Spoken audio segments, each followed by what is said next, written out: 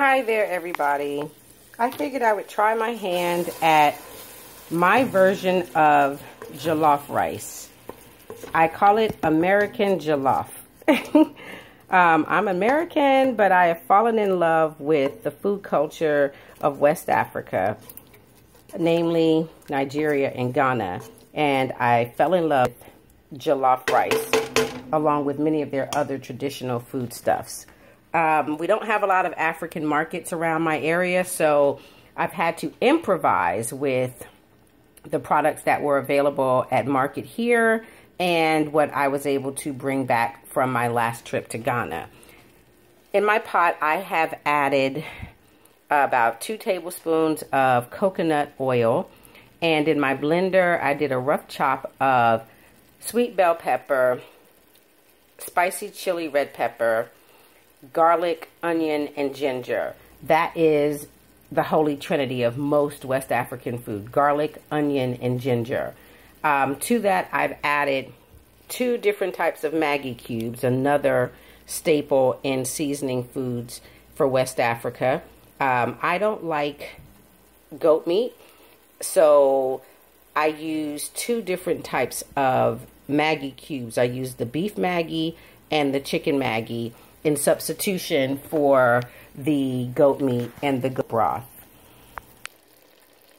To my mixture, I have added pureed tomatoes, and I, again, don't like goat meat, and so I am also adding, to layer my flavors, I'm also adding grated chicken, baked chicken, because I didn't have chicken broth, and this is just my easy cheat way of infusing protein chicken flavor into my jollof.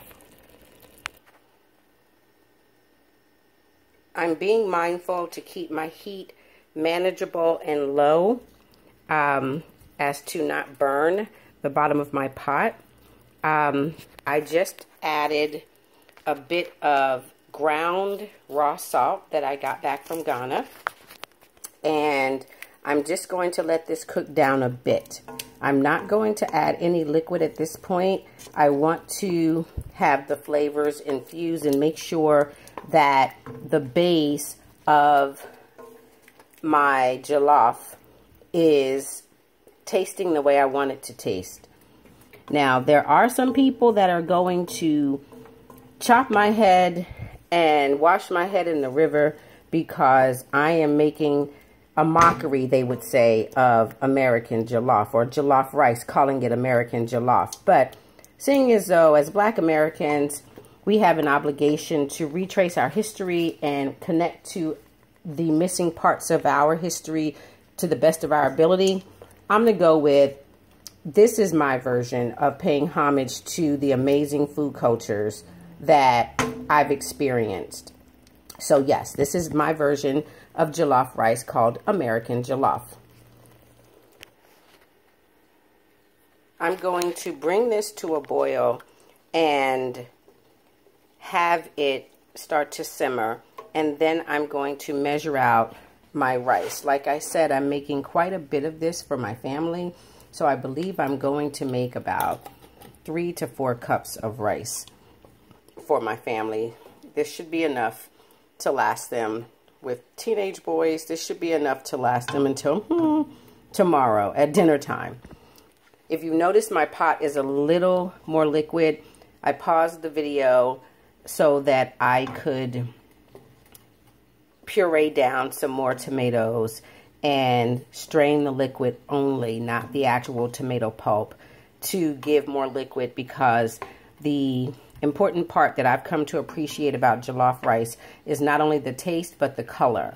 And that comes from the tomato predominantly, but the pepper as well. So I'm going to go ahead and set a few of you off right now with what I'm about to do. Because remember, making jollof rice is not my forte. This is not what I was raised making. I had to learn as I go, and I'm still learning, and I'm okay with that. So the stew in the bottom of the pot that I'm making I just tasted it and it doesn't taste as rich as I would prefer it to taste. So, keeping in mind that I have a connection to Ghana, I brought with me last time I came back this onga stew flavoring. Now, someone is going to probably drop everything and send me horrible messages and horrible comments at the bottom of this video because not only am I using a Ghanaian stew seasoning, but I'm using it and putting it in jollof. But this is the only way that I can get authentic West African flavor bases in a lot of my tomato-based cooking. So don't shoot me. If you have a better way to do it, or you know of somewhere in my area where I can get more authentic, genuine spices, leave a comment below. Be nice to me. I'm trying. So just keep in mind, this video is being done in segments. So I'm stopping and starting, stopping and starting. I've just added my 4 cups of rice. Now, again, people are going to have a shit fit right now because I did not use parboiled rice, nor did I parboil my rice. However, I am using an amazing jasmine rice that I got from Ghana. And I am giving it enough time to absorb all of the liquid just before I add the second layer of liquid to finish the cooking. Once I finish incorporating it in the pot right now, I am going to turn my heat down. I have an electric stove, so that just kind of is horrible for me. I'm used to cooking on a gas stove. But after I incorporate it, I'm turning the heat down, which I just did, and I'm going to cover this for about 20 minutes. And then I will go back and add the rest of my liquid to allow it to finish cooking. What I've learned is you don't want mushy rice and you definitely don't want crunchy rice. That's just not okay. No other sins can be forgiven, but crunchy rice or mushy rice is a sin that I've come to appreciate that cannot be forgiven. Okay, so while my rice is cooking, I have decided to do an American version of pepper chicken. To my chicken, after I've washed it sufficiently in vinegar and rinsed it in lemon juice, to my chicken, I have marinated it in salt, black pepper, and African cayenne pepper. Now, I don't know how to explain cayenne pepper to you, but it's a very, very spicy West African pepper. To this, I am going to puree an American found pepper because the challenge is finding peppers that are indigenous to West Africa, again, in my area, is very difficult. So to this, I am going to do a puree of sweet red pepper, spicy red chili pepper, and an additional bit of African cayenne and a bit of pinon peppers. Those are indicative or native to Mexico. So I'm going to puree that and add this to my mixture.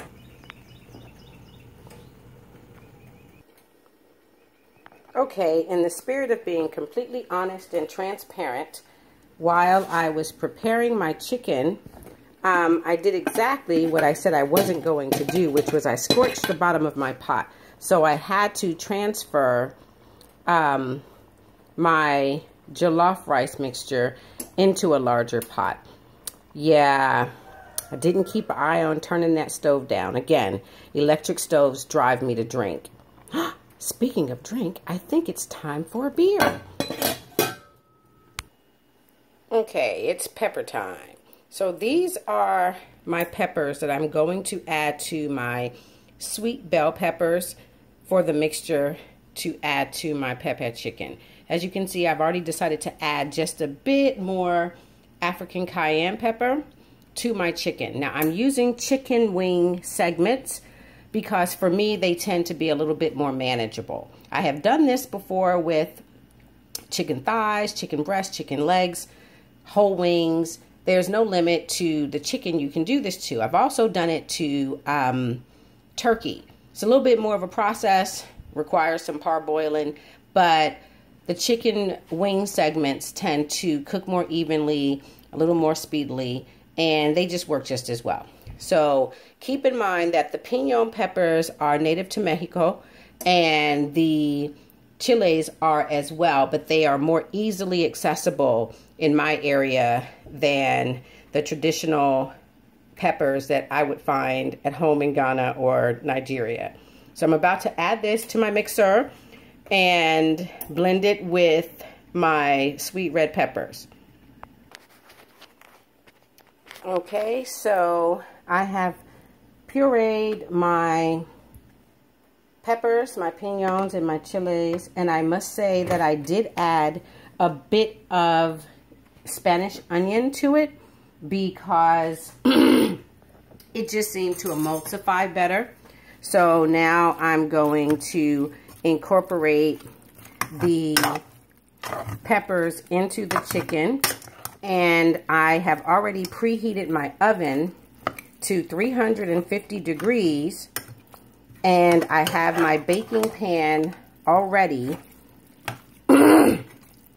And as soon as I get this incorporated, I am going to transfer it from this pot into the baking dish or the baking pan.